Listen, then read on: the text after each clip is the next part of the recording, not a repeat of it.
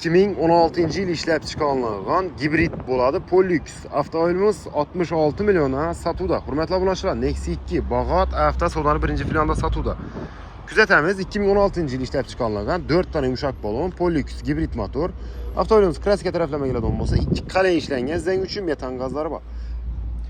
Kuzovda kirchiq, chiziq, uni defekt topmaysizlar. Ideal holatda mashinamiz salon qismida turgan bo'lsak, poliklari bor. Shuningdek holatda mashinamiz ko'raverasizlar. Top-toza mashina. 66 million so'm aytib turibdi. Endi qo'ldan kelgancha harakat etib turibdi. Shuni sena qo'ydirishar, ustiga kelsa ozroq kelishtirib beramiz. 16 yil 159 ming yurib turibdi. 10 million bilan kredit chiqadi, 3 million 100 dan tushadi olib turadi. 3 yillik kredit beramiz. Bemalol naqd kredit barter asosida shu mashinalarimizni xarid qilaverasizlar. Aziz yurtdoshlar, sizlardan shunday sotadigan mashinalar bo'lsa, bemalol olib kelaversak, kelsangiz kelishsak, naqd olamiz.